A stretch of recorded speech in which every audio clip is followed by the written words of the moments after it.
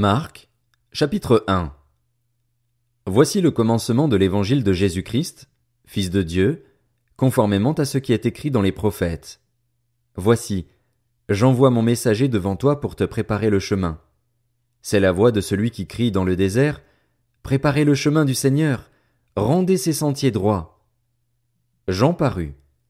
Il baptisait dans le désert et prêchait le baptême de repentance pour le pardon des péchés. Toute la région de Judée et tous les habitants de Jérusalem se rendaient vers lui. Reconnaissant publiquement leurs péchés, ils se faisaient baptiser par lui dans l'eau du Jourdain. Jean portait un vêtement en poil de chameau et une ceinture de cuir autour de la taille. Il se nourrissait de sauterelles et de miel sauvage. Il proclamait « Après moi vient celui qui est plus puissant que moi, et je ne suis pas digne de me baisser pour détacher la courroie de ses sandales. Moi, je vous ai baptisé d'eau. Lui, il vous baptisera du Saint-Esprit. » À cette époque-là, Jésus vint de Nazareth en Galilée, et il fut baptisé par Jean dans le Jourdain. Au moment où il sortait de l'eau, il vit le ciel s'ouvrir et l'Esprit descendre sur lui comme une colombe, et une voix se fit entendre du ciel. « Tu es mon Fils bien-aimé, tu as toute mon approbation. » Aussitôt, l'Esprit poussa Jésus dans le désert où il passa 40 jours, tenté par Satan. Il était avec les bêtes sauvages et les anges le servaient. Après que Jean eut été arrêté, Jésus alla en Galilée. Il proclamait la bonne nouvelle du royaume de Dieu et disait « Le moment est arrivé et le royaume de Dieu est proche. Changez d'attitude et croyez à la bonne nouvelle. » Comme il marchait le long du lac de Galilée, il vit Simon et André, frères de Simon, qui jetaient un filet dans le lac. C'étaient en effet des pêcheurs. Jésus leur dit « Suivez-moi, et je ferai de vous des pêcheurs d'hommes. » Aussitôt, ils laissèrent leur filet et le suivirent. Il alla un peu plus loin et vit Jacques, fils de Zébédée, et son frère Jean, qui étaient eux aussi dans une barque et réparaient les filets. Aussitôt, il les appela. Ils laissèrent leur père Zébédée dans la barque avec les ouvriers et le suivirent. Ils se rendirent à Capernaüm. Dès le jour du sabbat, Jésus entra dans la synagogue et se mit à enseigner. On était frappé par son enseignement, car il enseignait avec autorité et non pas comme les spécialistes de la loi. Il y avait dans leur synagogue un homme qui avait un esprit impur. Il s'écria « Ah! Que nous veux-tu, Jésus de Nazareth? Es-tu venu pour nous perdre? Je sais qui tu es, le Saint de Dieu. » Jésus le menaça en disant « Tais-toi et sors de cet homme. » L'esprit impur sortit de cet homme en le secouant violemment et en poussant un grand cri. Tous furent si effrayés qu'ils se demandaient les uns aux autres « Qu'est-ce que ceci? Quel est ce nouvel enseignement? Il commande avec autorité même aux esprits impurs, et ils lui obéissent. » Et sa réputation gagna aussitôt toute la région de la Galilée. En sortant de la synagogue, ils se rendirent avec Jacques et Jean à la maison de Simon et d'André. La belle-mère de Simon était couchée avec de la fièvre. Aussitôt on parla d'elle à Jésus. Il s'approcha, la fit lever en lui prenant la main, et à l'instant la fièvre la quitta. Puis elle se mit à les servir. Le soir, après le coucher du soleil, on lui amena tous les malades et les démoniaques. Toute la ville était rassemblée devant la porte. Il guérit beaucoup de personnes qui souffraient de diverses maladies. Il chassa aussi beaucoup de démons, et il ne leur permettait pas de parler, parce qu'ils le connaissaient. Vers le matin, alors qu'il faisait encore très sombre, il se leva et sortit pour aller dans un endroit désert où il pria. Simon et ceux qui étaient avec lui se mirent à sa recherche. Quand ils l'eurent trouvé, ils lui dirent « Tout le monde te cherche. » Il leur répondit « Allons ailleurs, dans les villages voisins, afin que j'y prêche aussi, car c'est pour cela que je suis sorti. » Et il prêchait dans leur synagogue par toute la Galilée et chassait les démons. Un lépreux vint à lui et, se jetant à genoux, lui dit en suppliant « Si tu le veux, tu peux me rendre pur. » Rempli de compassion, Jésus tendit la main, le toucha et dit « Je le veux, sois pur. » Aussitôt la lèpre le quitta et il fut purifié. Jésus le renvoya sur-le-champ avec de sévères recommandations.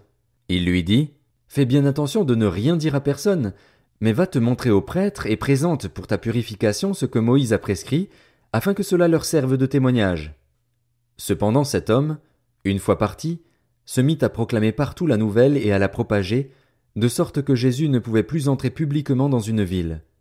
Il se tenait dehors, dans des lieux déserts, et l'on venait à lui de partout. Marc, chapitre 2. Quelques jours après, Jésus revint à Capernaüm. On apprit qu'il était à la maison, et un si grand nombre de personnes se rassemblèrent qu'il n'y avait plus de place, pas même devant la porte. Il leur annonçait la parole. On vint lui amener un paralysé porté par 4 hommes. Comme ils ne pouvaient pas l'aborder à cause de la foule, ils découvrirent le toit au-dessus de l'endroit où il se tenait et descendirent par cette ouverture le brancard sur lequel le paralysé était couché. Voyant leur foi, Jésus dit au paralysé, « Mon enfant, tes péchés te sont pardonnés. » Il y avait là quelques spécialistes de la loi qui étaient assis et qui se disaient en eux-mêmes, « Pourquoi cet homme parle-t-il ainsi? Il blasphème. Qui peut pardonner les péchés, si ce n'est Dieu seul? » Jésus sut aussitôt dans son esprit qu'ils raisonnaient ainsi en eux-mêmes, et il leur dit, « Pourquoi raisonnez-vous ainsi dans vos cœurs? Qu'est-ce qui est le plus facile à dire au paralysé? Tes péchés sont pardonnés, ou lève-toi, prends ton brancard et marche? Afin que vous sachiez que le Fils de l'homme a sur la terre le pouvoir de pardonner les péchés, je te l'ordonne, dit-il au paralysé, lève-toi, prends ton brancard et retourne chez toi. Aussitôt il se leva, prit son brancard et sortit devant tout le monde, de sorte qu'ils étaient tous très étonnés et célébraient la gloire de Dieu en disant, Nous n'avons jamais rien vu de pareil. Jésus sortit de nouveau du côté du lac. Toute la foule venait à lui et il l'enseignait. En passant, il vit Lévi, fils d'Alphée, assis au bureau des taxes. Il lui dit, « Suis-moi. » Lévi se leva et le suivit. Comme Jésus était à table dans la maison de Lévi, beaucoup de collecteurs d'impôts et de pécheurs se mirent aussi à table avec lui et avec ses disciples, car ils étaient nombreux à le suivre. Le voyant manger avec les collecteurs d'impôts et les pécheurs, les spécialistes de la loi et les pharisiens dirent à ses disciples, « Pourquoi mange-t-il avec les collecteurs d'impôts et les pécheurs ?» Jésus, qui avait entendu, leur dit, « Ce ne sont pas les bien portants qui ont besoin de médecins, mais les malades. Je ne suis pas venu appeler des justes, mais des pécheurs, à changer d'attitude. » Les disciples de Jean et les pharisiens jeûnaient. Ils vinrent dire à Jésus, « Pourquoi les disciples de Jean et ceux des pharisiens jeûnent-ils, tandis que tes disciples ne jeûnent pas ?» Jésus leur répondit, « Les invités à la noce peuvent-ils jeûner pendant que le marié est avec eux? Aussi longtemps que le marié est avec eux, ils ne peuvent pas jeûner. Les jours viendront où le marié leur sera enlevé, et alors ils jeûneront durant ces jours-là. Personne ne coud un morceau de tissu neuf sur un vieil habit, sinon la pièce neuve ajoutée arrache une partie du vieux, et la déchirure devient pire. Et personne ne met du vin nouveau dans de vieilles outres, sinon les outres éclatent, le vin coule et les outres sont perdues. Mais il faut mettre le vin nouveau dans des outres neuves. » Un jour de sabbat, Jésus traversait des champs de blé. Tout en marchant, ses disciples se mirent à arracher des épis. Les pharisiens lui dirent, « Regarde, pourquoi font-ils ce qui n'est pas permis pendant le sabbat ?» Jésus leur répondit, « N'avez-vous jamais lu ce qu'a fait David lorsqu'il a été dans le besoin et qu'il a eu faim, lui et ses compagnons? Il est entré dans la maison de Dieu, à l'époque du grand prêtre Abiatar, a mangé les pains consacrés qu'il n'est permis qu'aux prêtres de manger et en a même donné à ses compagnons. Puis il leur dit, « Le sabbat a été fait pour l'homme, et non l'homme pour le sabbat, de sorte que le Fils de l'homme est le Seigneur même du sabbat. » Marc, chapitre 3. Jésus entra de nouveau dans la synagogue. Il s'y trouvait un homme qui avait la main paralysée.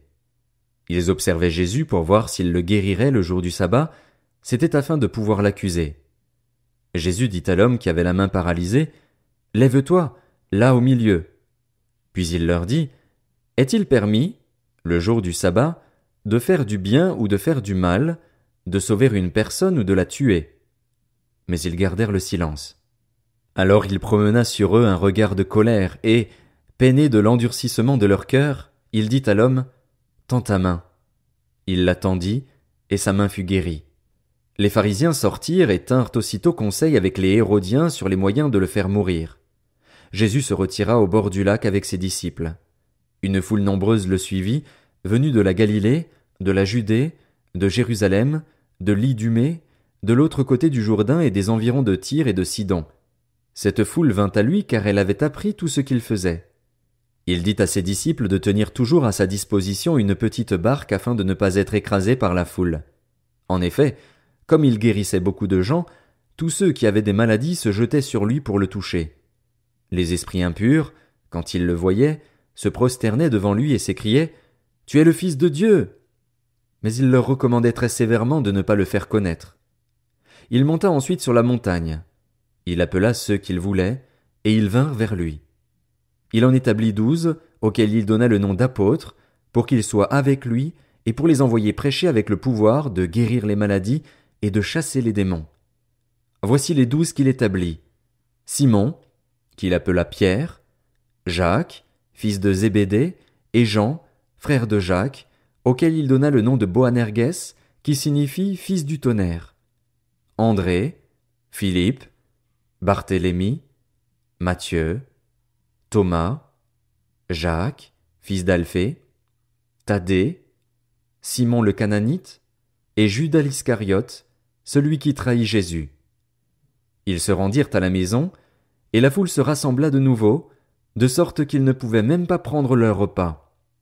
Lorsqu'ils l'apprirent, les membres de la famille de Jésus vinrent pour s'emparer de lui, car ils disaient « Il a perdu la raison ». Les spécialistes de la loi qui étaient descendus de Jérusalem disaient « Il a en lui Béelzébul. C'est par le prince des démons qu'il chasse les démons. » Jésus les appela et leur dit sous forme de parabole « Comment Satan peut-il chasser Satan ? Si un royaume est confronté à des luttes internes, ce royaume ne peut pas subsister, et si une famille est confrontée à des luttes internes, cette famille ne peut pas subsister. Si donc Satan se dresse contre lui-même, s'il est divisé, il ne peut pas subsister, c'en est fini de lui. Personne ne peut entrer dans la maison d'un homme fort et piller ses biens sans avoir d'abord attaché cet homme fort. Alors seulement il pillera sa maison. Je vous le dis en vérité, tous les péchés seront pardonnés aux hommes, ainsi que les blasphèmes qu'ils auront proférés, mais celui qui blasphémera contre le Saint-Esprit n'obtiendra jamais de pardon. Il mérite une condamnation éternelle. Jésus parla de cette manière parce qu'il disait « Il a un esprit impur ». Sa mère et ses frères arrivèrent donc. Ils se tenaient dehors et l'envoyèrent appeler. La foule était assise autour de lui, et on lui dit « Voici, ta mère et tes frères et sœurs sont dehors et te cherchent. » Il répondit « Qui est ma mère et qui sont mes frères ?» Puis il promena le regard sur ceux qui étaient assis tout autour de lui et dit « Voici ma mère et mes frères. En effet, celui qui fait la volonté de Dieu, celui-là est mon frère, ma sœur, ma mère. » Marc, chapitre 4. Jésus se mit de nouveau à enseigner au bord du lac. La foule se rassembla autour de lui, si nombreuse qu'il monta dans une barque où il s'assit, sur le lac. Toute la foule était à terre sur le rivage. Il leur enseignait beaucoup de choses en paraboles. Il leur disait dans son enseignement « Écoutez, un semeur sortit pour semer. Comme il semait, une partie de la semence tomba le long du chemin. Les oiseaux vinrent et la mangèrent. Une autre partie tomba dans un sol pierreux, où elle n'avait pas beaucoup de terre. Elle leva aussitôt, parce qu'elle ne trouva pas un terrain profond, mais quand le soleil parut, elle fut brûlée et sécha, faute de racines. Une autre partie tomba parmi les ronces. Les ronces poussèrent et l'étouffèrent, et elle ne donna pas de fruits. Une autre partie tomba dans la bonne terre, elle donna du fruit qui montait et se développait, avec un rapport de 30, 60 ou 100 pour 1. Puis il dit, que celui qui a des oreilles pour entendre, entende. Lorsqu'il fut seul avec eux, ceux qui l'entouraient avec les 12 l'interrogèrent sur cette parabole. Il leur dit, c'est à vous qu'il a été donné de connaître le mystère du royaume de Dieu, mais pour ceux qui sont à l'extérieur, tout est présenté en parabole, afin qu'en regardant ils regardent et ne voient pas, et qu'en entendant ils entendent et ne comprennent pas, de peur qu'ils ne se convertissent et que leurs péchés ne soient pardonnés. Il leur dit encore, vous ne comprenez pas cette parabole? Comment donc comprendrez-vous toutes les autres? Le semeur sème la parole. Certains sont le long du chemin où la parole est semée. Dès qu'ils l'ont entendue, Satan vient et enlève la parole qui a été semée en eux. De même, d'autres reçoivent la semence dans un sol pierreux. Quand ils entendent la parole, ils l'acceptent aussitôt avec joie, mais s'ils n'ont pas de racines en eux-mêmes, ils sont les hommes d'un moment et, dès que surviennent les difficultés ou la persécution à cause de la parole, ils trébuchent. D'autres encore reçoivent la semence parmi les ronces.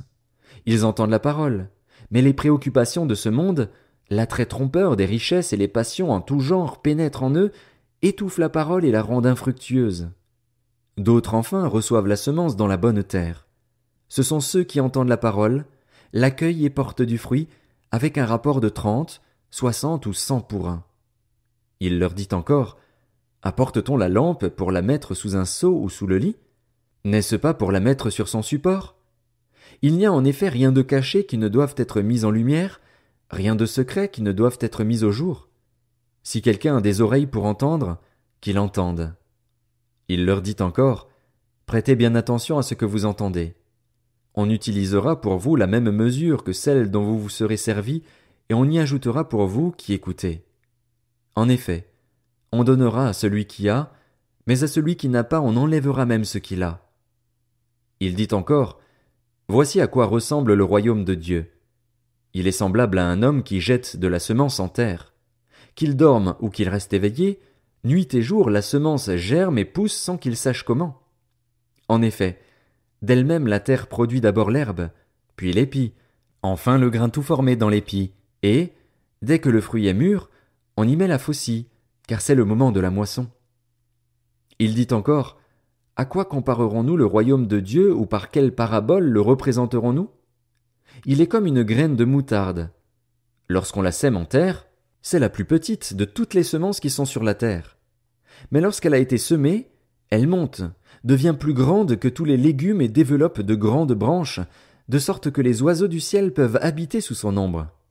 C'est par beaucoup de paraboles de ce genre qu'il leur annonçait la parole, dans la mesure où ils étaient capables de l'entendre.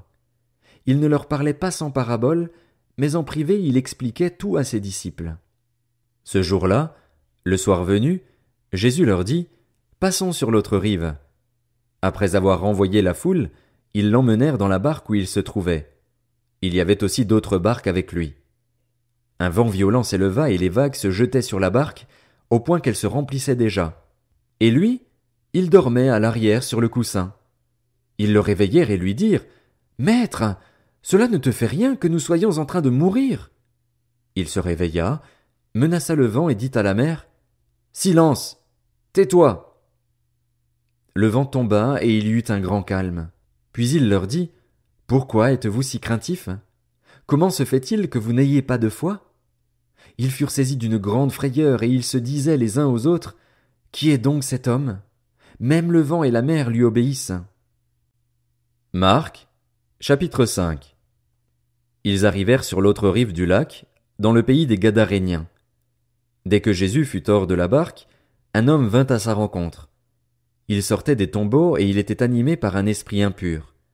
Cet homme habitait dans les tombeaux, et personne ne pouvait plus l'attacher, même avec une chaîne. En effet, souvent on l'avait attaché avec des fers aux pieds et des chaînes, mais il avait cassé les chaînes et brisé les fers, et personne n'avait la force de le maîtriser. Il était sans cesse, nuit et jour, dans les tombeaux et sur les montagnes. Il criait et se blessait lui-même avec des pierres. Il vit Jésus de loin, accourut, se prosterna devant lui et s'écria d'une voix forte: « Que me veux-tu, Jésus, fils du Dieu très haut?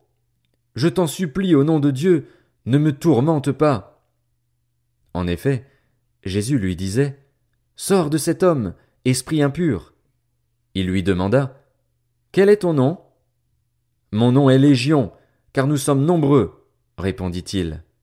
Et il le suppliait avec insistance de ne pas les envoyer hors du pays.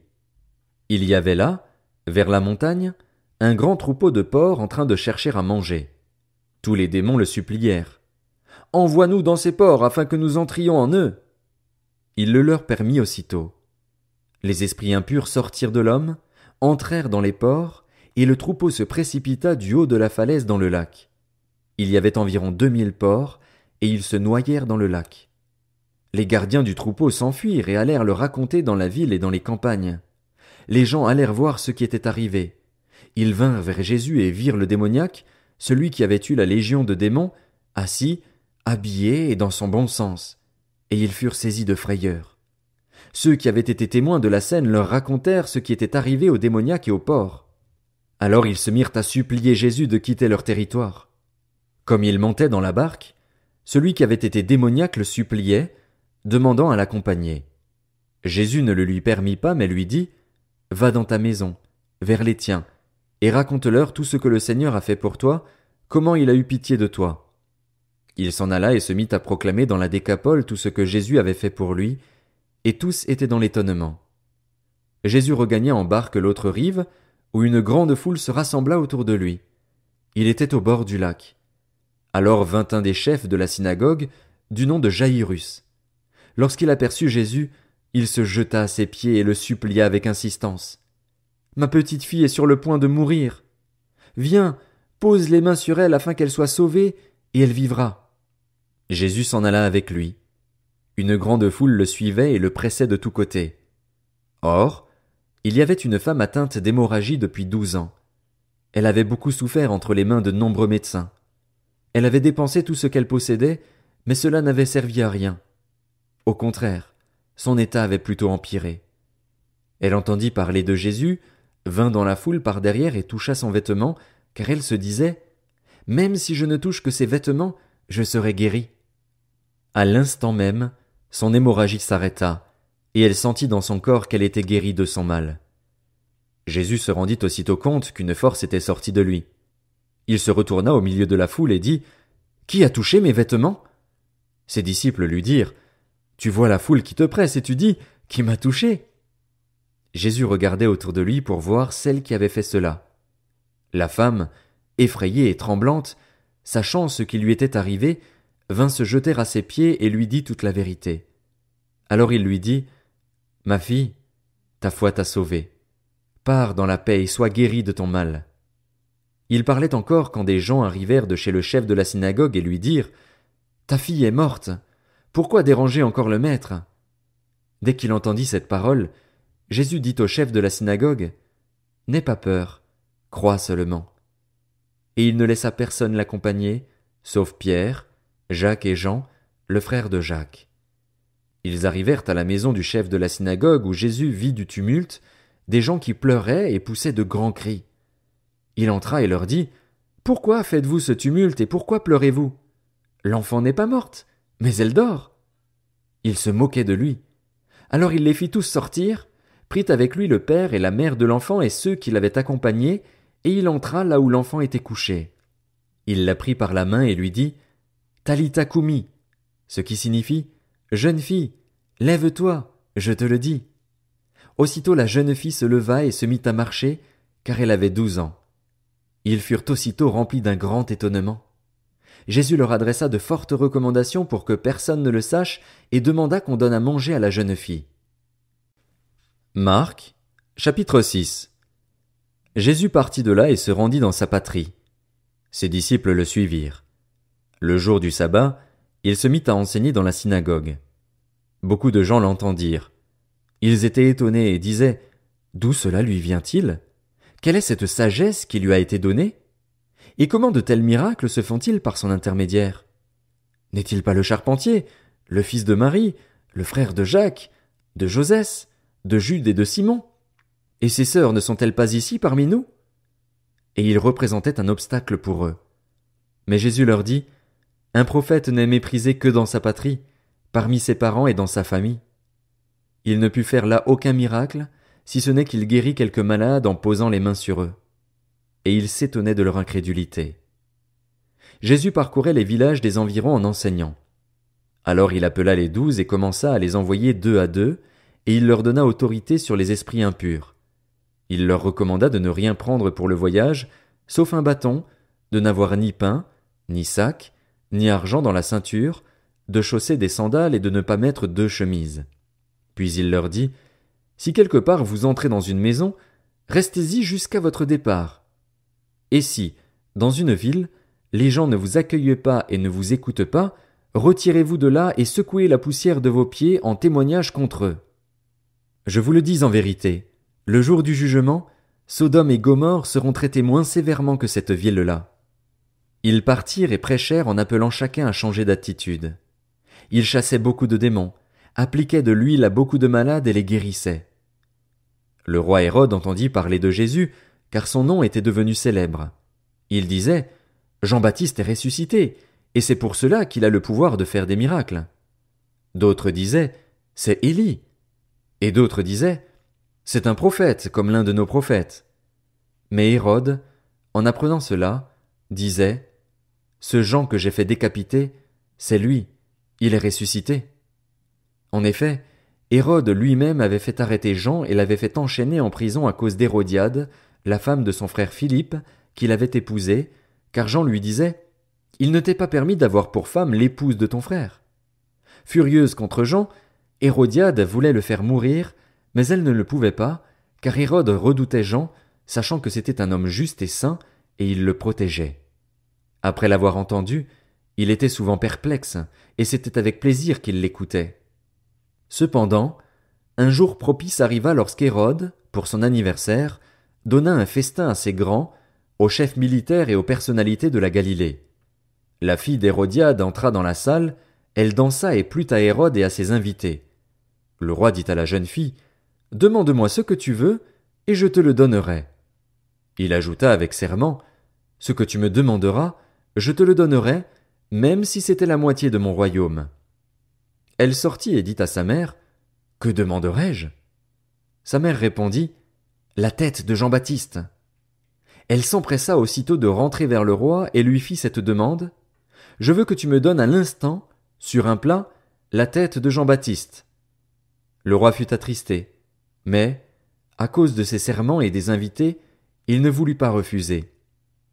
Il envoya sur-le-champ un garde, avec ordre d'apporter la tête de Jean-Baptiste. Le garde alla décapiter Jean dans la prison et apporta la tête sur un plat. Il la donna à la jeune fille et la jeune fille la donna à sa mère. Quand les disciples de Jean apprirent cette nouvelle, ils vinrent prendre son corps et le mirent dans un tombeau. Les apôtres se rassemblèrent autour de Jésus et lui racontèrent tout ce qu'ils avaient fait et tout ce qu'ils avaient enseigné. Jésus leur dit, « Venez à l'écart dans un endroit désert et reposez-vous un peu. » En effet, il y avait beaucoup de monde qui allait et venait, et ils n'avaient même pas le temps de manger. Ils partirent donc dans une barque pour aller à l'écart dans un endroit désert. Beaucoup de gens les virent s'en aller et le reconnurent, et de toutes les villes on accourut à pied et on les devança à l'endroit où ils se rendaient. Quand il sortit de la barque, Jésus vit une grande foule et fut rempli de compassion pour eux, parce qu'ils étaient comme des brebis qui n'ont pas de berger, et il se mit à leur enseigner beaucoup de choses. Comme l'heure était déjà bien tardive, ses disciples s'approchèrent de lui et dirent, « Cet endroit est désert, et il est déjà tard. Renvoie-les afin qu'ils aillent dans les campagnes et dans les villages des environs pour s'acheter du pain, car ils n'ont rien à manger. » Jésus leur répondit, « Donnez-leur vous-même à manger. » Mais ils lui dirent, « Faut-il aller acheter des pains pour 200 pièces d'argent et leur donner à manger ?» Il leur dit, « Combien de pains avez-vous ? Allez voir. » Ils s'en assurèrent et répondirent, « 5, et 2 poissons. » Alors il leur ordonna de les faire tous asseoir par groupes sur l'herbe verte. Ils s'assirent par rangées de 100 et de 50. Il prit les 5 pains et les 2 poissons, leva les yeux vers le ciel et prononça la prière de bénédiction. Puis il rompit les pains et les donna aux disciples afin qu'ils les distribuent à la foule. Il partagea aussi les 2 poissons entre tous. Tous mangèrent et furent rassasiés, et l'on emporta 12 paniers pleins de morceaux de pain et de ce qui restait des poissons. Ceux qui avaient mangé les pains étaient au nombre de 5000 hommes. Aussitôt après, il obligea ses disciples à monter dans la barque et à le précéder sur l'autre rive, vers Bethsaïda, pendant que lui-même renverrait la foule.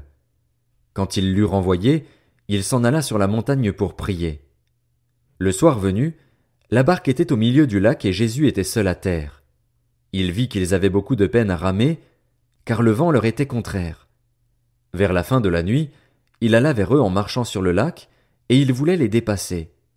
Quand ils le virent marcher sur le lac, ils crurent que c'était un fantôme et ils poussèrent des cris, car ils le voyaient tous et ils étaient affolés.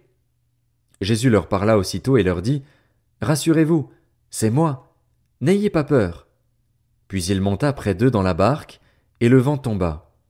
Ils étaient en eux-mêmes extrêmement stupéfaits et étonnés, car ils n'avaient pas compris le miracle des pains, parce que leur cœur était endurci.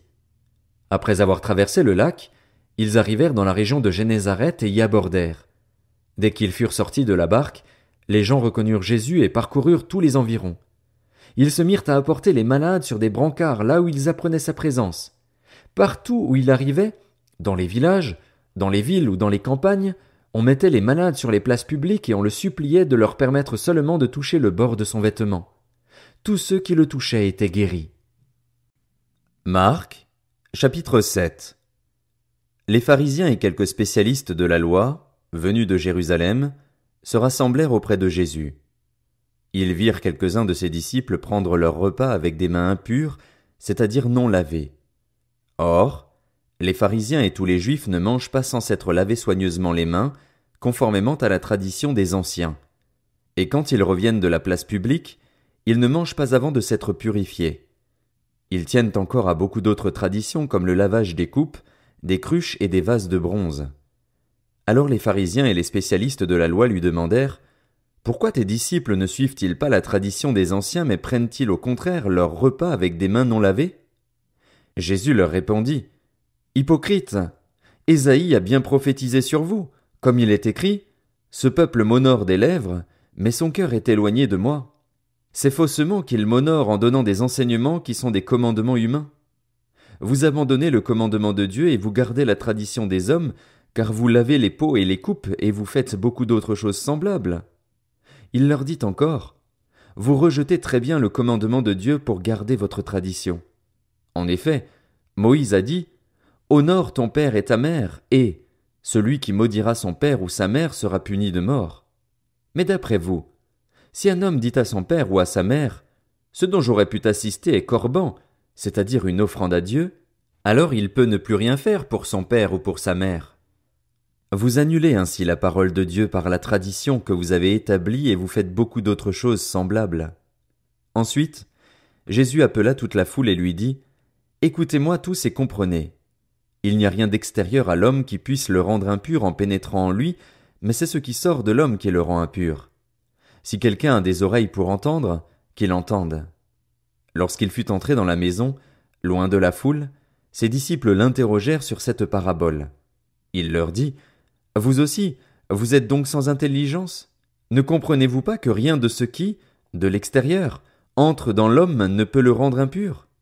En effet, cela n'entre pas dans son cœur, mais dans son ventre, puis est évacué dans les toilettes. » Il déclarait ainsi que tous les aliments sont purs. Il dit encore, c'est ce qui sort de l'homme qui le rend impur. En effet, c'est de l'intérieur, c'est du cœur des hommes que sortent les mauvaises pensées, les adultères, l'immoralité sexuelle, les meurtres, les vols, la soif de posséder, les méchancetés, la fraude, la débauche, le regard envieux, la calomnie, l'orgueil, la folie. Toutes ces choses mauvaises sortent du dedans et rendent l'homme impur. Jésus partit de là et s'en alla dans le territoire de Tyr et de Sidon. Il entra dans une maison, désirant que personne ne le sache, mais il ne put rester caché, car une femme dont la fillette avait un esprit impur entendit parler de lui et vint se jeter à ses pieds. Cette femme était une non-juive d'origine syrophénicienne. Elle le pria de chasser le démon hors de sa fille. Jésus lui dit, « Laisse d'abord les enfants se rassasier, car il n'est pas bien de prendre le pain des enfants et de le jeter aux petits chiens. » « Oui, Seigneur, lui répondit-elle, mais les petits chiens, sous la table, mangent les miettes des enfants. » Alors il lui dit, « À cause de cette parole, tu peux t'en aller. Le démon est sorti de ta fille. » Et quand elle rentra chez elle, elle trouva l'enfant couché sur le lit, le démon était sorti. Jésus quitta le territoire de Tyr et revint par Sidon vers le lac de Galilée en traversant la région de la Décapole. On lui amena un sourd qui avait de la difficulté à parler et on le supplia de poser la main sur lui. Il le prit à part loin de la foule, lui mit les doigts dans les oreilles et lui toucha la langue avec sa propre salive. Puis il leva les yeux au ciel, soupira et dit « Ephphatha », c'est-à-dire « Ouvre-toi ». Aussitôt ses oreilles s'ouvrirent, sa langue se délia et il se mit à parler correctement. Jésus leur recommanda de n'en parler à personne, mais plus il le leur recommandait, plus il le proclamait. Rempli d'étonnement, il disait « Il fait tout à merveille. Il fait même entendre les sourds et parler les muets. » Marc, chapitre 8. Ces jours-là, une foule très nombreuse s'était de nouveau réunie et n'avait pas de quoi manger. Jésus appela ses disciples et leur dit « Je suis rempli de compassion pour cette foule, car voilà 3 jours qu'ils sont près de moi, et ils n'ont rien à manger. Si je les renvoie chez eux à jeun, les forces leur manqueront en chemin, car quelques-uns d'entre eux sont venus de loin. » Ses disciples lui répondirent, « Comment pourrait-on leur donner assez de pain à manger, ici, dans un endroit désert ?» Jésus leur demanda, « Combien avez-vous de pain ? » « 7, répondirent-ils. Alors il fit asseoir la foule par terre, prit les 7 pains et, après avoir remercié Dieu, il les rompit et les donna à ses disciples pour les distribuer. Et ils les distribuèrent à la foule. Ils avaient encore quelques petits poissons. Jésus les bénit et les fit aussi distribuer. Ils mangèrent et furent rassasiés, et l'on emporta 7 corbeilles pleines des morceaux qui restaient. Ceux qui mangèrent étaient environ 4000. Ensuite Jésus les renvoya. Aussitôt il monta dans la barque avec ses disciples et se rendit dans la région de Dalmanuta. Les pharisiens arrivèrent, se mirent à discuter avec Jésus et, pour le mettre à l'épreuve, lui demandèrent un signe venant du ciel. Jésus soupira profondément dans son esprit et dit, « Pourquoi cette génération demande-t-elle un signe ?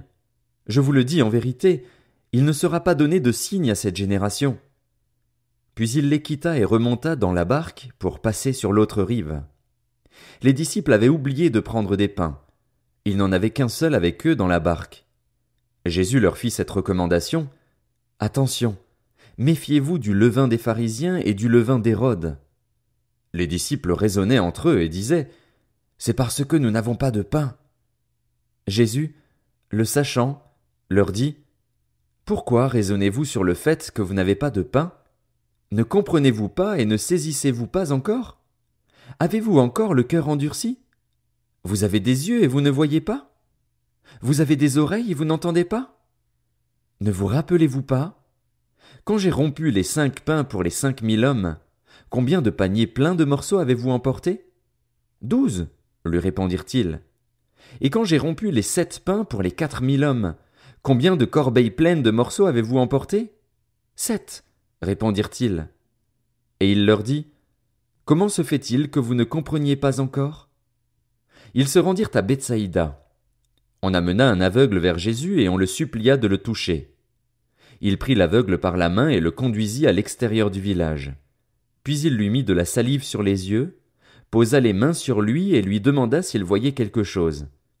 Il regarda et dit, « J'aperçois les gens, je les vois comme des arbres, et ils marchent. » Jésus lui mit de nouveau les mains sur les yeux et, quand l'aveugle regarda fixement, il fut guéri et vit tout distinctement. Alors Jésus le renvoya chez lui en disant, « N'entre pas dans le village et n'en parle à personne. » Jésus s'en alla avec ses disciples dans les villages voisins de Césarée de Philippe. Il leur posa en chemin cette question. « Qui suis-je, d'après les hommes ?» Ils répondirent, « Jean-Baptiste. » D'après certains, Élie. D'après d'autres, l'un des prophètes. « Et d'après vous, qui suis-je » leur demanda-t-il. Pierre lui répondit, « Tu es le Messie. » Jésus leur recommanda sévèrement de n'en parler à personne. Alors il commença à leur enseigner qu'il fallait que le Fils de l'homme souffre beaucoup, qu'il soit rejeté par les anciens, par les chefs des prêtres et par les spécialistes de la loi, qu'il soit mis à mort et qu'il ressuscite 3 jours après. Il leur disait cela ouvertement. Alors Pierre le prit à part et se mit à le reprendre. Mais Jésus se retourna, regarda ses disciples et réprimanda Pierre en disant, « Arrière, Satan, car tes pensées ne sont pas les pensées de Dieu, mais celles des hommes. » Puis il appela la foule avec ses disciples et il leur dit, « Si quelqu'un veut être mon disciple, qu'il renonce à lui-même, qu'il se charge de sa croix et qu'il me suive. En effet, celui qui voudra sauver sa vie la perdra, mais celui qui la perdra à cause de moi et de la bonne nouvelle la sauvera. Et que servira-t-il à un homme de gagner le monde entier s'il perd son âme ? Que donnera un homme en échange de son âme ? En effet, celui qui aura honte de moi et de mes paroles au milieu de cette génération adultère et pécheresse, le Fils de l'homme aura aussi honte de lui quand il viendra dans la gloire de son Père avec les saints anges. » Marc, chapitre 9. Il leur dit encore, « Je vous le dis en vérité, quelques-uns de ceux qui sont ici ne mourront pas avant d'avoir vu le royaume de Dieu venir avec puissance. » 6 jours après, Jésus prit avec lui Pierre, Jacques et Jean, et il les conduisit seuls à l'écart sur une haute montagne. Il fut transfiguré devant eux. Ses vêtements devinrent resplendissants et d'une telle blancheur que personne sur la terre ne peut blanchir ainsi. Élie et Moïse leur apparurent. Ils s'entretenaient avec Jésus. Pierre prit la parole et dit à Jésus, « Maître, il est bon que nous soyons ici. Faisons 3 abris, un pour toi, un pour Moïse et un pour Élie. » Ils ne savaient que dire, car ils étaient effrayés. Une nuée vint les couvrir, et de la nuée sortit une voix. « Celui-ci est mon fils bien-aimé.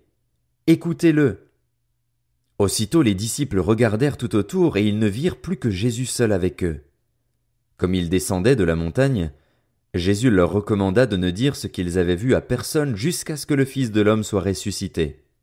Ils retinrent cette parole, se demandant entre eux ce que signifiait ressusciter. Puis ils lui posèrent cette question. « Pourquoi les spécialistes de la loi disent-ils qu'Élie doit venir d'abord ?» Il leur répondit. « Élie doit venir d'abord pour rétablir toutes choses. Et pourquoi est-il écrit, à propos du Fils de l'homme, qu'il doit souffrir beaucoup et être méprisé?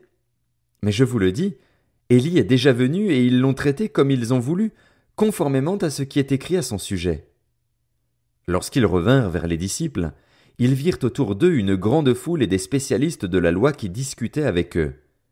Dès que les gens virent Jésus, ils furent surpris et accoururent pour le saluer. Il leur demanda, « De quoi discutez-vous avec eux ?» Un homme de la foule lui répondit, « Maître, je t'ai amené mon fils qui a un esprit muet. Partout où l'esprit s'empare de lui, il le jette par terre. L'enfant écume, grince des dents et devient tout raide.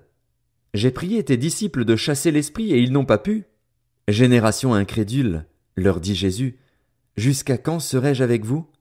Jusqu'à quand devrais-je vous supporter? Amenez-le-moi. On le lui amena.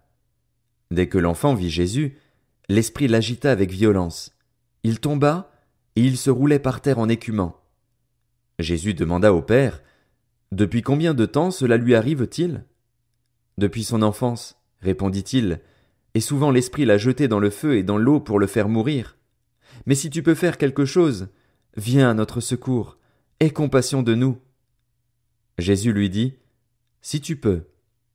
Tout est possible à celui qui croit. » Aussitôt le père de l'enfant, en larmes, s'écria, « Je crois, Seigneur, viens au secours de mon incrédulité. » Voyant accourir la foule, Jésus menaça l'esprit impur en lui disant, « Esprit muet et sourd, je te l'ordonne, sors de cet enfant et n'y rentre plus. » L'esprit sortit de l'enfant en poussant des cris et en le secouant très violemment. L'enfant devint comme mort, de sorte que beaucoup disaient qu'il était mort, mais Jésus le prit par la main, le fit lever, et il se tint debout. Quand Jésus entra dans la maison, ses disciples lui demandèrent en privé, « Pourquoi n'avons-nous pas pu chasser cet esprit ?» Il leur dit, « Cette espèce-là ne peut sortir que par la prière et par le jeûne. » Ils partirent de là et traversèrent la Galilée. Jésus ne voulait pas qu'on le sache, car il enseignait ses disciples et il leur disait, « Le Fils de l'homme sera livré entre les mains des hommes. Ils le feront mourir et, 3 jours après avoir été mis à mort, il ressuscitera. » Cependant, les disciples ne comprenaient pas cette parole et ils avaient peur de l'interroger. Ils arrivèrent à Capernaüm. Lorsqu'il fut dans la maison, Jésus leur demanda, « De quoi discutiez-vous en chemin ?» Mais ils gardèrent le silence, car en chemin ils avaient discuté entre eux pour savoir qui était le plus grand. Alors il s'assit, appela les 12 et leur dit, « Si quelqu'un veut être le premier, il sera le dernier de tous et le serviteur de tous. » Il prit un petit enfant, le plaça au milieu d'eux et, après l'avoir pris dans ses bras, il leur dit, « Celui qui accueille en mon nom un de ces petits enfants, c'est moi-même qui l'accueille, et celui qui m'accueille, ce n'est pas moi qui l'accueille, mais celui qui m'a envoyé. » Jean lui dit, « Maître, nous avons vu quelqu'un chasser des démons en ton nom, et nous l'en avons empêché parce qu'il ne nous suit pas. » « Ne l'en empêchez pas, répondit Jésus, car personne ne peut faire un miracle en mon nom et aussitôt après dire du mal de moi. En effet, qui n'est pas contre nous est pour nous. Et celui qui vous donnera à boire un verre d'eau en mon nom, parce que vous appartenez à Christ, je vous le dis en vérité, il ne perdra pas sa récompense. Mais si quelqu'un fait trébucher un seul de ces petits qui croient en moi, Il vaudrait mieux pour lui qu'on attache à son cou une grosse meule de moulin et qu'on le jette à la mer. Si ta main te pousse à mal agir, coupe-la. Mieux vaut pour toi entrer manchot dans la vie que d'avoir les 2 mains et d'aller en enfer, dans le feu qui ne s'éteint pas, là où le ver ne meurt pas et où le feu ne s'éteint pas. Si ton pied te pousse à mal agir, coupe-le.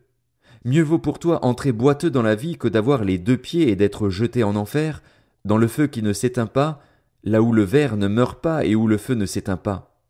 Et si ton œil te pousse à mal agir, arrache-le. Mieux vaut pour toi entrer dans le royaume de Dieu avec un seul œil que d'avoir 2 yeux et d'être jeté dans l'enfer de feu, là où le ver ne meurt pas et où le feu ne s'éteint pas. En effet, tout homme sera salé de feu et tout sacrifice sera salé de sel. Le sel est une bonne chose, mais s'il perd sa saveur, avec quoi la lui rendrez-vous? Ayez du sel en vous-même et soyez en paix les uns avec les autres. Marc, chapitre 10. Jésus partit de là et se rendit dans le territoire de la Judée, de l'autre côté du Jourdain. La foule se rassembla de nouveau près de lui et, conformément à son habitude, il se mit encore à l'enseigner. Les pharisiens l'abordèrent et, pour lui tendre un piège, ils lui demandèrent s'il est permis à un homme de divorcer de sa femme. Il leur répondit: « Que vous a prescrit Moïse ? » « Moïse, dirent-ils, nous a permis d'écrire une lettre de divorce et de renvoyer notre femme. » Jésus leur dit: « C'est à cause de la dureté de votre cœur que Moïse vous a donné cette règle. Mais au commencement de la création, Dieu a fait l'homme et la femme. C'est pourquoi l'homme quittera son père et sa mère et s'attachera à sa femme, et les 2 ne feront qu'un. Ainsi, ils ne sont plus 2 mais ne font qu'un. Que l'homme ne sépare donc pas ce que Dieu a uni. » Lorsqu'ils furent dans la maison, les disciples l'interrogèrent encore là-dessus. Il leur dit: « Celui qui renvoie sa femme et qui en épouse une autre commet un adultère envers elle, et si une femme divorce de son mari et en épouse un autre, elle commet un adultère. » Des gens lui amenaient des petits-enfants afin qu'il les touche, mais les disciples leur firent des reproches. Voyant cela, Jésus fut indigné et leur dit: « Laissez les petits-enfants venir à moi et ne les en empêchez pas, car le royaume de Dieu est pour ceux qui leur ressemblent. Je vous le dis en vérité, celui qui n'accueille pas le royaume de Dieu comme un petit enfant n'y entrera pas. » Puis il les prit dans ses bras et les bénit en posant les mains sur eux. Comme Jésus se mettait en chemin, un homme accourut et se jeta à genoux devant lui. « Bon maître, lui demanda-t-il, que dois-je faire pour hériter de la vie éternelle ? » Jésus lui dit: « Pourquoi m'appelles-tu bon ? Personne n'est bon, si ce n'est Dieu seul. Tu connais les commandements. Tu ne commettras pas d'adultère. Tu ne commettras pas de meurtre. Tu ne commettras pas de vol. Tu ne porteras pas de faux témoignages. Tu ne feras de tort à personne. Honore ton père et ta mère. » Il lui répondit: « Maître, j'ai respecté tous ces commandements dès ma jeunesse. » L'ayant regardé, Jésus l'aima, et il lui dit: « Il te manque une chose. Va vendre tout ce que tu as. Donne-le aux pauvres, et tu auras un trésor dans le ciel. Puis viens, charge-toi de la croix, et suis-moi. » Mais l'homme s'assombrit à cette parole et s'en alla tout triste, car il avait de grands biens. Regardant autour de lui, Jésus dit à ses disciples: « Qu'il est difficile à ceux qui ont des richesses d'entrer dans le royaume de Dieu. » Les disciples furent effrayés de ce que Jésus parlait ainsi. Il reprit: « Mes enfants, qu'il est difficile à ceux qui se confient dans les richesses d'entrer dans le royaume de Dieu. Il est plus facile à un chameau de passer par un trou d'aiguille qu'à un riche d'entrer dans le royaume de Dieu. » Les disciples furent encore plus étonnés et se dirent les uns aux autres: « Qui donc peut être sauvé ?» Jésus les regarda et dit: « Aux hommes cela est impossible, mais non à Dieu, car tout est possible à Dieu. » Alors Pierre lui dit: « Nous avons tout quitté et nous t'avons suivi. » Jésus répondit: « Je vous le dis en vérité, personne n'aura quitté à cause de moi et à cause de la bonne nouvelle sa maison ou ses frères, ses sœurs, sa mère, son père, sa femme, ses enfants ou ses terres, sans recevoir au centuple, dans le temps présent, des maisons, des frères, des sœurs, des mères, des enfants et des terres, avec des persécutions et, dans le monde à venir, la vie éternelle. Bien des premiers seront les derniers et bien des derniers seront les premiers. » Ils étaient en chemin pour monter à Jérusalem et Jésus allait devant eux. Les disciples étaient effrayés et ceux qui le suivaient étaient dans la crainte. Jésus prit de nouveau les 12 avec lui et commença à leur dire ce qui devait lui arriver. Nous montons à Jérusalem et le Fils de l'homme sera livré aux chefs des prêtres et aux spécialistes de la loi. Ils le condamneront à mort et le livreront aux non-juifs. Ils se moqueront de lui, cracheront sur lui, le fouetteront et le feront mourir. Et 3 jours après il ressuscitera. Jacques et Jean, les fils de Zébédée, s'approchèrent de Jésus et lui dirent « Maître, nous voudrions que tu fasses pour nous ce que nous te demanderons. » Il leur dit « Que voulez-vous que je fasse pour vous ? Accorde-nous, lui dirent-ils, d'être assis l'un à ta droite et l'autre à ta gauche, quand tu seras dans ta gloire. » Jésus leur répondit « Vous ne savez pas ce que vous demandez.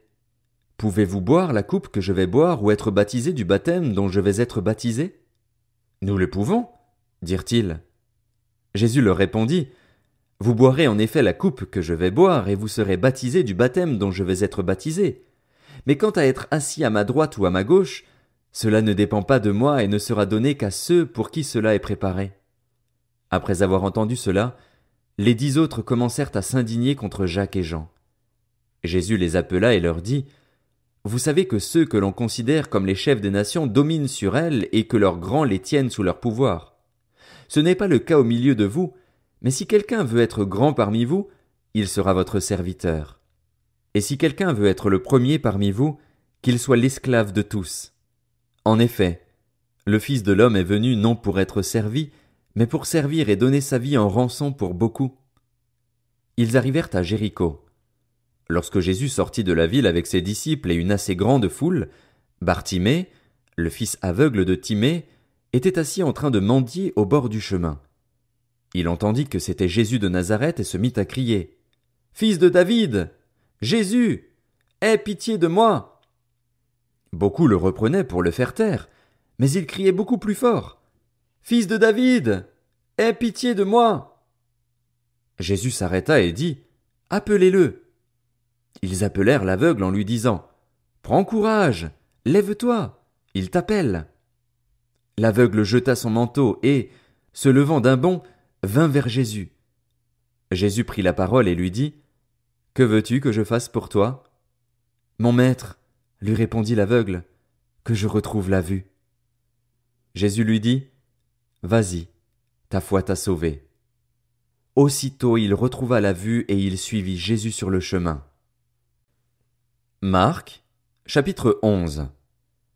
Lorsqu'ils approchèrent de Jérusalem, près de Bethphagée et de Béthanie, vers le mont des Oliviers, Jésus envoya 2 de ses disciples en leur disant « Allez au village qui est devant vous. Dès que vous y serez entrés, vous trouverez un ânon attaché, sur lequel personne n'est encore monté. Détachez-le et amenez-le. Si quelqu'un vous demande « Pourquoi faites-vous cela ?» Répondez « Le Seigneur en a besoin, et à l'instant il le laissera venir ici. » Les disciples partirent. Ils trouvèrent l'ânon attaché dehors près d'une porte, dans la rue, et ils le détachèrent. Quelques-uns de ceux qui étaient là leur dirent « Que faites-vous ? Pourquoi détachez-vous cet ânon ?» Ils répondirent comme Jésus le leur avait dit, et on les laissa faire. Ils amenèrent l'ânon à Jésus, jetèrent leurs vêtements sur lui, et Jésus s'assit dessus. Beaucoup de gens étendirent leurs vêtements sur le chemin, et d'autres des branches qu'ils coupèrent dans les champs. Ceux qui précédaient et ceux qui suivaient Jésus criaient « Hosanna ! Béni soit celui qui vient au nom du Seigneur ! Béni soit le règne qui vient au nom du Seigneur, le règne de David, notre Père. Hosanna dans les lieux très hauts !» Jésus entra à Jérusalem et se rendit au temple. Après avoir tout regardé autour de lui, comme il était déjà tard, il sortit pour aller à Béthanie avec les 12. Le lendemain, comme il quittait Béthanie, Jésus eut faim. Il aperçut de loin un figuier qui avait des feuilles et alla voir s'il y trouverait quelque chose, mais quand il se fut approché, il ne trouva que des feuilles, car ce n'était pas la saison des figues. Alors Jésus prit la parole et lui dit « Que plus jamais personne ne mange de ton fruit !» Et ses disciples l'entendirent. Ils arrivèrent à Jérusalem, et Jésus entra dans le temple. Il se mit à chasser ceux qui vendaient et qui achetaient dans le temple, et il renversa les tables des changeurs de monnaie et les sièges des vendeurs de pigeons. Il ne laissait personne transporter un objet à travers le temple, et il les enseignait en disant « N'est-il pas écrit ? Mon temple sera appelé une maison de prière pour toutes les nations ? Mais vous, vous en avez fait une caverne de voleurs. » Les chefs des prêtres et les spécialistes de la loi l'entendirent, et ils cherchaient les moyens de le faire mourir. Ils le redoutaient en effet, parce que toute la foule était frappée par son enseignement. Le soir venu, Jésus sortit de la ville.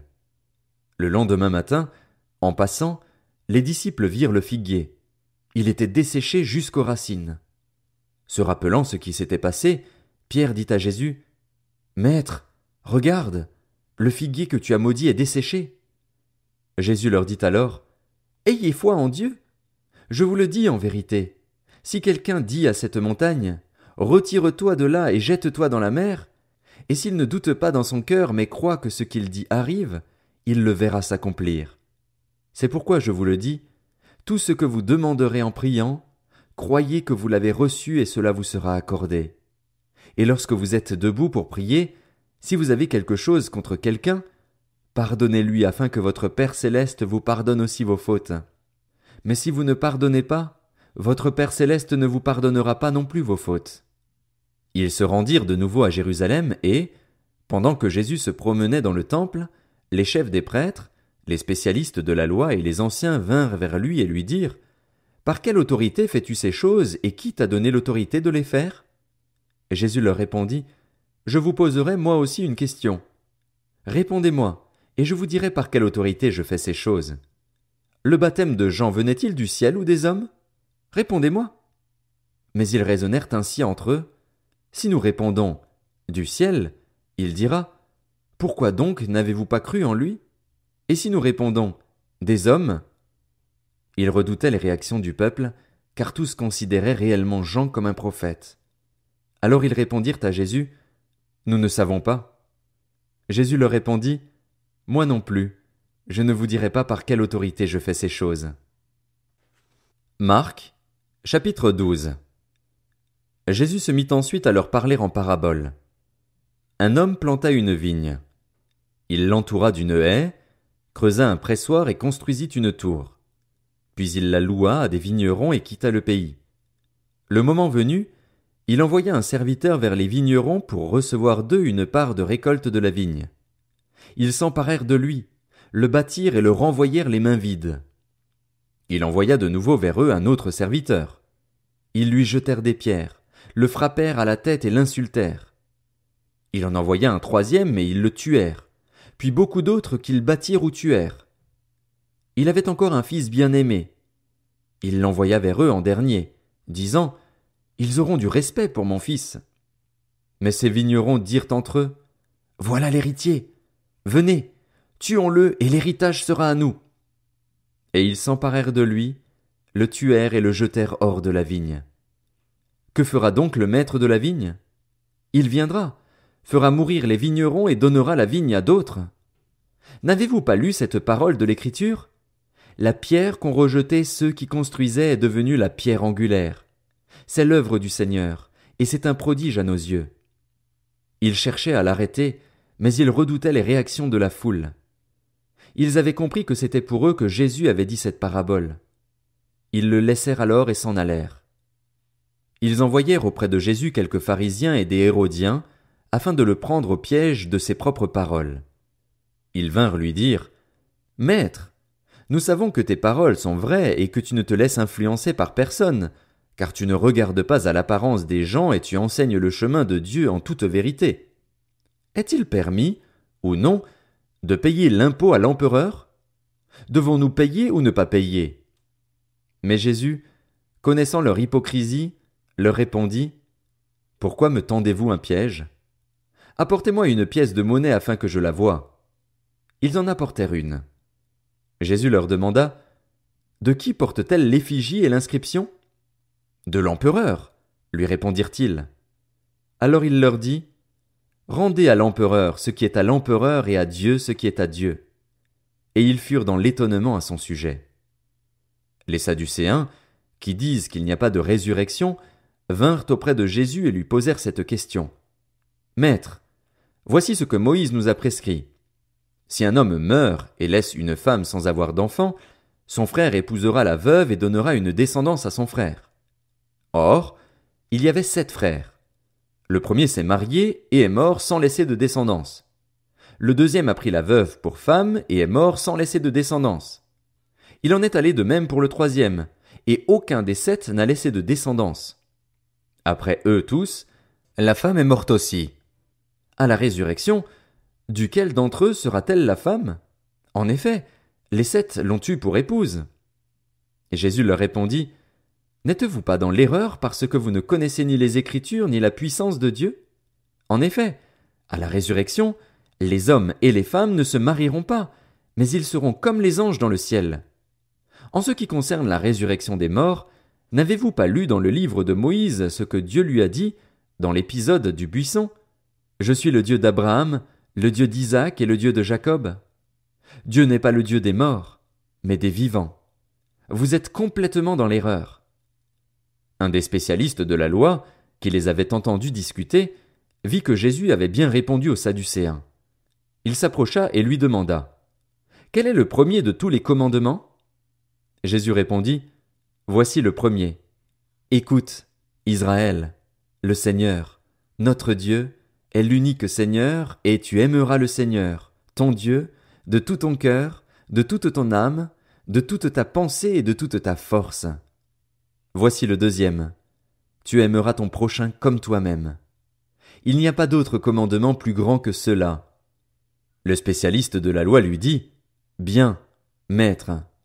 Tu as dit avec vérité que Dieu est unique, qu'il n'y en a pas d'autre que lui et que l'aimer de tout son cœur, de toute son intelligence, de toute son âme et de toute sa force, et aimer son prochain comme soi-même, c'est plus que tous les holocaustes et tous les sacrifices. » Voyant qu'il avait répondu avec intelligence, Jésus lui dit, « Tu n'es pas loin du royaume de Dieu. » Personne n'osa plus lui poser de questions. Jésus continuait à enseigner dans le temple.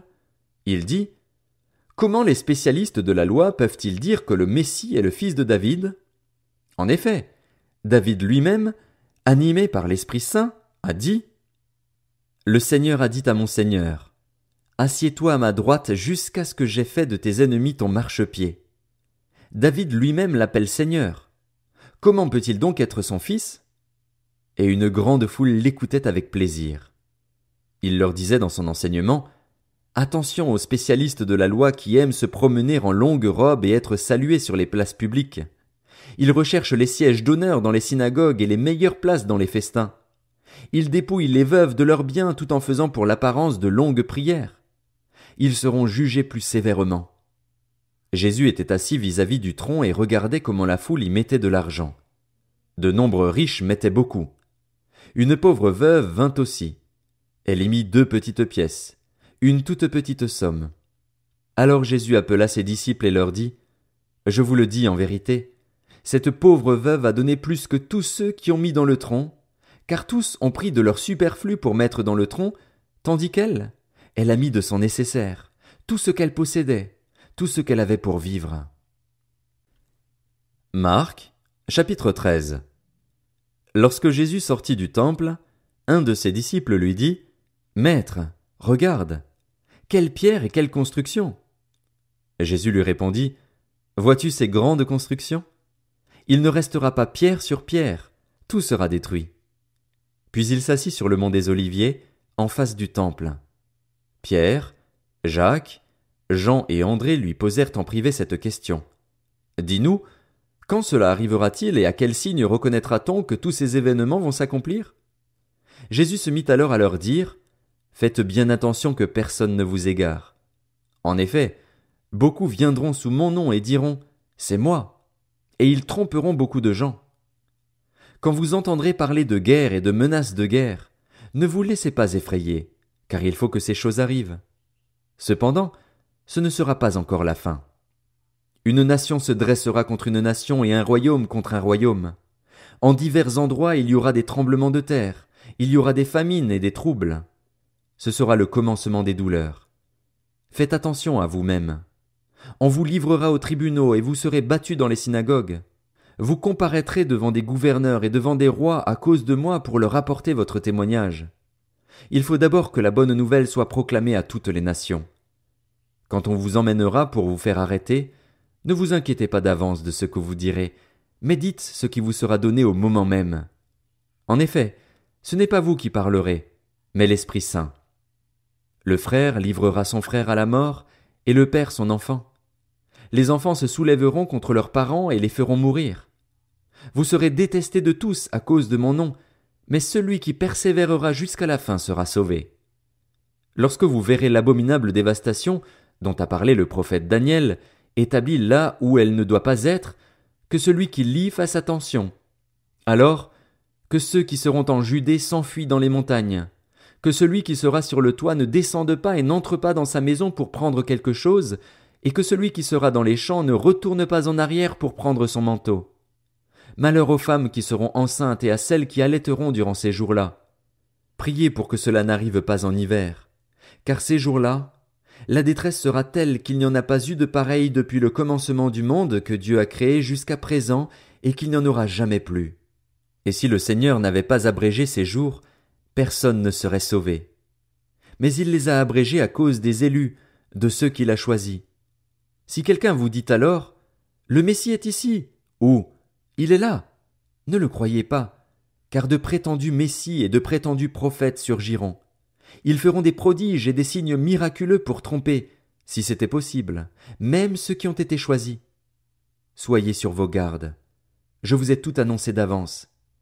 Mais ces jours-là, après ce temps de détresse, le soleil s'obscurcira, la lune ne donnera plus sa lumière, les étoiles tomberont du ciel et les puissances célestes seront ébranlées.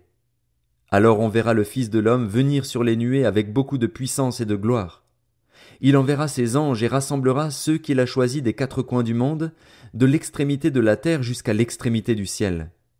Tirez instruction de la parabole du figuier. Dès que ses branches deviennent tendres et que les feuilles poussent, vous savez que l'été est proche. De même, quand vous verrez ces choses arriver, sachez que le Fils de l'homme est proche, qu'il est à la porte. Je vous le dis en vérité, cette génération ne passera pas avant que tout cela n'arrive. Le ciel et la terre passeront, mais mes paroles ne passeront pas. Quant au jour et à l'heure, personne ne les connaît, pas même les anges dans le ciel ni le Fils. Le Père seul les connaît. Faites bien attention, restez en éveil et priez, car vous ignorez quand ce temps viendra. Cela se passera comme pour un homme qui part en voyage. Il laisse sa maison, remet l'autorité à ses serviteurs, indique à chacun son travail et ordonne au portier de rester éveillé. Restez donc vigilants, car vous ne savez pas quand viendra le maître de la maison. Le soir, ou au milieu de la nuit, ou au chant du coq, ou le matin. Qu'il ne vous trouve pas endormis quand il arrivera tout à coup. Ce que je vous dis, je le dis à tous, restez vigilants. Marc, chapitre 14. La fête de la Pâque et des pains sans levain devait avoir lieu 2 jours après. Les chefs des prêtres et les spécialistes de la loi cherchaient les moyens d'arrêter Jésus par ruse et de le faire mourir. Ils se disaient en effet que ce ne soit pas pendant la fête, afin qu'il n'y ait pas d'agitation parmi le peuple. Comme Jésus était à Béthanie, dans la maison de Simon le lépreux, une femme entra pendant qu'il se trouvait à table. Elle tenait un vase qui contenait un parfum de nard pur très cher. Elle brisa le vase et versa le parfum sur la tête de Jésus. Quelques-uns exprimèrent leur indignation entre eux. « À quoi bon gaspiller ce parfum ? On aurait pu le vendre plus de 300 pièces d'argent et les donner aux pauvres. » Et ils s'irritaient contre cette femme. Mais Jésus dit « Laissez-la. Pourquoi lui faites-vous de la peine ? Elle a fait une bonne action envers moi. En effet, vous avez toujours les pauvres avec vous et vous pouvez leur faire du bien quand vous le voulez, mais vous ne m'aurez pas toujours. Elle a fait ce qu'elle a pu, elle a d'avance parfumé mon corps pour l'ensevelissement. Je vous le dis en vérité, partout où cette bonne nouvelle sera proclamée, dans le monde entier, on racontera aussi en souvenir de cette femme ce qu'elle a fait. » Judas l'Iscariote, l'un des 12, alla vers les chefs des prêtres afin de leur livrer Jésus. Ils se réjouirent en l'entendant et promirent de lui donner de l'argent. Quant à Judas, il se mit à chercher une occasion favorable pour le trahir. Le premier jour des pains sans levain, où l'on sacrifiait l'agneau pascal, les disciples de Jésus lui dirent : « Où veux-tu que nous allions te préparer le repas de la Pâque? Il envoya 2 de ses disciples et leur dit, Allez à la ville, vous rencontrerez un homme qui porte une cruche d'eau. Suivez-le. Là où il entrera, dites au propriétaire de la maison, Le maître dit, Où est la salle où je mangerai la Pâque avec mes disciples? Alors il vous montrera une grande chambre à l'étage, aménagée et toute prête. C'est là que vous nous préparerez la Pâque. Ses disciples partirent, arrivèrent à la ville et trouvèrent tout comme il le leur avait dit, et ils préparèrent la Pâque. Le soir venu, il s'y rendit avec les 12. Pendant qu'ils étaient à table et qu'ils mangeaient, Jésus dit, Je vous le dis en vérité, l'un de vous, qui mange avec moi, me trahira. Ils devinrent tout tristes et lui dirent l'un après l'autre, Est-ce moi? Il leur répondit, C'est l'un des 12, celui qui met la main dans le plat avec moi. Le Fils de l'homme s'en va conformément à ce qui est écrit à son sujet, mais malheur à l'homme par qui le Fils de l'homme est trahi. Mieux vaudrait pour cet homme qu'il ne soit pas né. Pendant qu'ils mangeaient, Jésus prit du pain et, après avoir prononcé la prière de bénédiction, il le rompit et le leur donna en disant, Prenez, mangez, ceci est mon corps. Il prit ensuite une coupe et, après avoir remercié Dieu, il la leur donna et ils en burent tous. Il leur dit, Ceci est mon sang, le sang de la nouvelle alliance, qui est versé pour beaucoup. Je vous le dis en vérité, je ne boirai plus jamais du fruit de la vigne, jusqu'au jour où je le boirai nouveau dans le royaume de Dieu. Après avoir chanté les psaumes, ils se rendirent au mont des Oliviers. Jésus leur dit, Vous trébucherez tous, cette nuit, à cause de moi, car il est écrit, Je frapperai le berger, et les brebis seront dispersées. Mais, après ma résurrection, je vous précéderai en Galilée. Pierre lui dit, Même si tous trébuchent, ce ne sera pas mon cas. Jésus lui dit, Je te le dis en vérité, aujourd'hui, cette nuit même, avant que le coq chante 2 fois, toi, tu me renieras 3 fois. Mais Pierre reprit plus fortement, Même s'il me faut mourir avec toi, je ne te renierai pas. Et tous dirent la même chose. Ils se rendirent ensuite dans un endroit appelé Gethsémané, et Jésus dit à ses disciples, Asseyez-vous ici pendant que je prierai. Il prit avec lui Pierre, Jacques et Jean, et il commença à être saisi de frayeur et d'angoisse. Il leur dit, Mon âme est triste à en mourir. Restez ici, éveillés.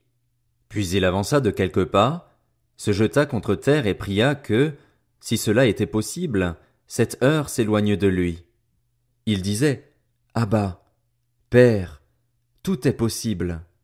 Éloigne de moi cette coupe.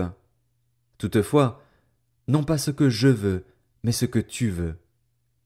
Il vint vers les disciples, qu'il trouva endormis, et il dit à Pierre, Simon, tu dors, tu n'as pas pu rester réveillé 1 seule heure. Restez vigilant et priez pour ne pas céder à la tentation.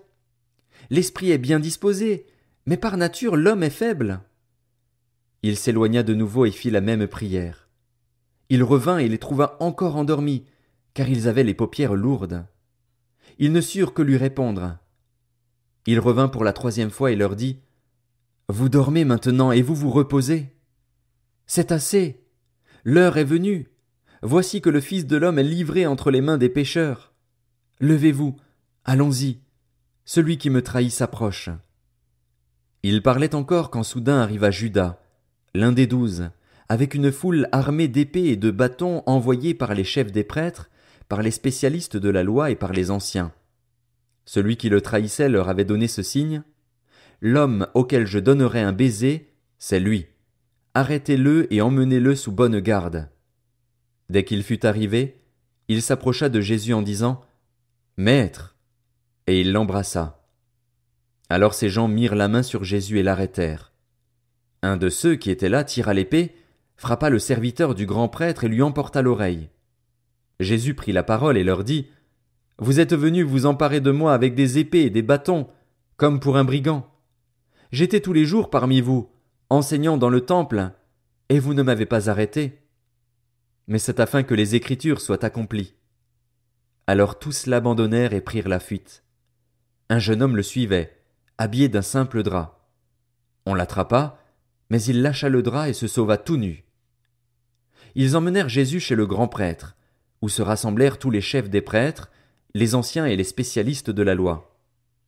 Pierre le suivit de loin jusqu'à l'intérieur de la cour du grand prêtre. Il s'assit avec les serviteurs et il se chauffait près du feu. Les chefs des prêtres et tout le Sanhédrin cherchaient un témoignage contre Jésus pour le faire mourir, et ils n'en trouvaient pas. Beaucoup rendaient en effet de faux témoignages contre lui, mais les témoignages n'étaient pas concordants. Quelques-uns se levèrent et portèrent un faux témoignage contre lui en disant « Nous l'avons entendu dire, je détruirai ce temple fait par la main de l'homme, et en 3 jours j'en construirai un autre qui ne sera pas fait de main d'homme. » Même sur ce point-là, leur témoignage ne concordait pas. Alors le grand prêtre se leva au milieu de l'assemblée et interrogea Jésus en disant « Ne réponds-tu rien? Pourquoi ces gens témoignent-ils contre toi ?» Mais Jésus gardait le silence et ne répondit rien. Le grand prêtre l'interrogea de nouveau et lui dit « Es-tu le Messie, le Fils du Dieu béni ?» Jésus répondit « Je le suis, et vous verrez le Fils de l'homme assis à la droite du Tout-Puissant et venant sur les nuées du ciel. » Alors le grand prêtre déchira ses vêtements et dit « Qu'avons-nous encore besoin de témoins? Vous avez entendu le blasphème. Qu'en pensez-vous » Tous le condamnèrent, déclarant qu'il méritait la mort. Quelques-uns se mirent à cracher sur lui, à lui mettre un voile sur le visage et à le frapper à coups de poing en lui disant « Devine !» Même les serviteurs le frappaient en lui donnant des gifles. Pendant que Pierre était en bas dans la cour, une des servantes du grand prêtre arriva. Elle vit Pierre qui se chauffait, le regarda et lui dit « Toi aussi, tu étais avec Jésus de Nazareth. » Il le nia en disant « Je ne sais ni ne comprends ce que tu veux dire. » Puis il sortit pour aller dans le vestibule. Alors un coq chanta. La servante le vit et se mit à dire de nouveau à ceux qui étaient présents « Il fait partie de ces gens-là. » Il le nia de nouveau. Peu après, ceux qui étaient présents dirent encore à Pierre « Certainement, tu fais partie de ces gens-là, car tu es galiléen, tu as le même langage. » Alors il se mit à jurer en lançant des malédictions. « Je ne connais pas cet homme dont vous parlez. » Aussitôt, pour la seconde fois, un coq chanta. Pierre se souvint alors de ce que Jésus lui avait dit « Avant que le coq chante 2 fois, tu me renieras 3 fois. » Et en y réfléchissant, il pleurait. Marc, chapitre 15. Dès le matin, les chefs des prêtres tinrent conseil avec les anciens, les spécialistes de la loi et tout le Sanhédrin. Après avoir attaché Jésus, ils l'emmenèrent et le livrèrent à Pilate. Pilate l'interrogea. « Es-tu le roi des Juifs ?» Jésus lui répondit.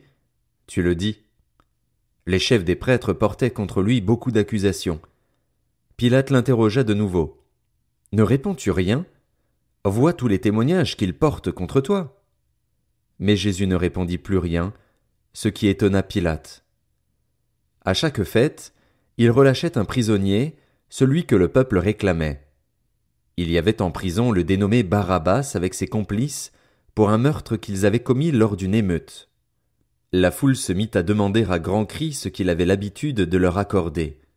Pilate leur répondit « Voulez-vous que je vous relâche le roi des Juifs ?» En effet, il savait que c'était par jalousie que les chefs des prêtres avaient fait arrêter Jésus. Cependant, les chefs des prêtres excitèrent la foule afin que Pilate leur relâche plutôt Barabbas. Pilate reprit la parole et leur dit « Que voulez-vous donc que je fasse de celui que vous appelez le roi des Juifs ?» Ils crièrent de nouveau « Crucifie-le !»« Quel mal a-t-il fait ?» leur dit Pilate. Ils crièrent encore plus fort « Crucifie-le !» Voulant satisfaire la foule, Pilate leur relâcha Barabbas et, après avoir fait fouetter Jésus, il le livra à la crucifixion. Les soldats conduisirent Jésus à l'intérieur de la cour, c'est-à-dire dans le prétoire, et ils rassemblèrent toute la troupe. Ils lui mirent un habit pourpre et posèrent sur sa tête une couronne d'épines qu'ils avaient tressée. Puis ils se mirent à le saluer. « Salut, roi des Juifs !» Ils lui frappaient la tête avec un roseau, crachaient sur lui et se mettaient à genoux pour se prosterner devant lui. Après s'être ainsi moqués de lui, ils lui enlevèrent l'habit pourpre, lui remirent ses vêtements et l'emmenèrent pour le crucifier. Ils forcèrent un passant qui revenait des champs à porter la croix de Jésus. C'était Simon de Cyrène, le père d'Alexandre et de Rufus. Ils conduisirent Jésus à l'endroit appelé Golgotha, ce qui signifie lieu du crâne. Ils lui donnèrent à boire du vin mêlé de myrrhe, mais il ne le prit pas. Ils le crucifièrent, puis ils se partagèrent ses vêtements en tirant au sort pour savoir ce que chacun aurait. C'était 9 heures du matin quand ils le crucifièrent. L'inscription indiquant le motif de sa condamnation portait ces mots « Le roi des Juifs ». Ils crucifièrent avec lui 2 brigands, l'un à sa droite et l'autre à sa gauche. Ainsi fut accompli ce que dit l'Écriture, il a été compté parmi les criminels. Les passants l'insultaient et secouaient la tête en disant « Hé, toi qui détruis le temple et qui le reconstruis en 3 jours, sauve-toi toi-même, descends de la croix !» Les chefs des prêtres, avec les spécialistes de la loi, se moquaient aussi entre eux et disaient « Il en a sauvé d'autres et il ne peut pas se sauver lui-même. » Que le Messie, le roi d'Israël, descende maintenant de la croix, afin que nous voyions et que nous croyions. Ceux qui étaient crucifiés avec lui l'insultaient aussi. À midi, il y eut des ténèbres sur tout le pays, jusqu'à 3 heures de l'après-midi. Et à 3 heures de l'après-midi, Jésus s'écria d'une voix forte, « Éloi, Éloi, lama sabachthani » ce qui signifie, « Mon Dieu, pourquoi m'as-tu abandonné » Quelques-uns de ceux qui étaient là, après l'avoir entendu, disaient, « Voici qu'il appelle Élie » Et l'un d'eux courut remplir une éponge de vinaigre, il la fixa à un roseau et lui donna à boire en disant, « Laissez donc, voyons si Élie viendra le descendre de là. » Cependant, Jésus poussa un grand cri et expira. Le voile du temple se déchira en 2, depuis le haut jusqu'en bas. Quand l'officier romain qui se tenait en face de Jésus entendit son cri et le vit expirer de cette manière, il dit, « Cet homme était vraiment le Fils de Dieu. » Il y avait aussi des femmes qui regardaient de loin.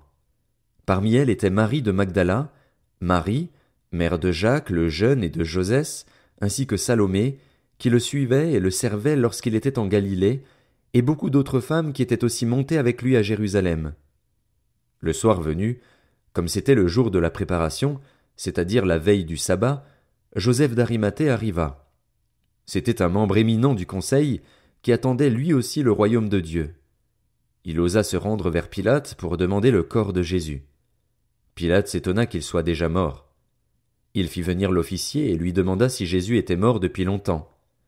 Une fois renseigné par l'officier, il fit remettre le corps à Joseph. Joseph acheta un drap de lin, descendit Jésus de la croix, l'enveloppa dans le drap de lin et le déposa dans un tombeau taillé dans la roche. Puis il roula une pierre à l'entrée du tombeau. Marie de Magdala et Marie la mère de Josès regardaient où l'on déposait Jésus. Marc, chapitre 16. Lorsque le sabbat fut passé, Marie de Magdala, Marie la mère de Jacques et Salomé achetèrent des aromates afin d'aller embaumer Jésus. Le dimanche, elles se rendirent au tombeau de grand matin, au lever du soleil. Elles se disaient entre elles, « Qui nous roulera la pierre qui ferme l'entrée du tombeau ?» Mais quand elles levèrent les yeux, elles s'aperçurent que la pierre, qui était très grande, avait été roulée. Elles pénétrèrent dans le tombeau, virent un jeune homme assis à droite, habillé d'une robe blanche, et elles furent épouvantées. Il leur dit, « N'ayez pas peur. Vous cherchez Jésus de Nazareth, celui qui a été crucifié. Il est ressuscité, il n'est pas ici. Voici l'endroit où on l'avait déposé. Mais allez dire à ses disciples et à Pierre qu'il vous précède en Galilée. C'est là que vous le verrez, comme il vous l'a dit. » Elles sortirent du tombeau et s'enfuirent, toutes tremblantes et bouleversées, et elles ne dirent rien à personne car elles étaient effrayées. Ressuscité le dimanche matin, Jésus apparut d'abord à Marie de Magdala, dont il avait chassé 7 démons. Elle partit l'annoncer à ceux qui avaient été avec lui et qui étaient tristes et pleuraient, mais quand ils entendirent qu'il était vivant et qu'elle l'avait vu, ils ne la crurent pas. Après cela, il apparut sous une autre forme à 2 d'entre eux qui se rendaient à la campagne. Eux aussi revinrent l'annoncer aux autres, qui ne les crurent pas non plus. Enfin, il apparut aux 11 pendant qu'ils étaient à table, et il leur reprocha leur incrédulité et la dureté de leur cœur, parce qu'ils n'avaient pas cru ceux qui l'avaient vu ressusciter. Puis il leur dit, « Allez dans le monde entier proclamer la bonne nouvelle à toute la création. Celui qui croira et qui sera baptisé sera sauvé, mais celui qui ne croira pas sera condamné. Voici les signes qui accompagneront ceux qui auront cru. En mon nom, ils pourront chasser des démons, parler de nouvelles langues, attraper des serpents, et s'ils boivent un breuvage mortel, celui-ci ne leur fera aucun mal. Ils poseront les mains sur les malades et ceux-ci seront guéris. Après leur avoir parlé, le Seigneur fut enlevé au ciel, et il s'assit à la droite de Dieu. Quant à eux, ils s'en allèrent prêcher partout.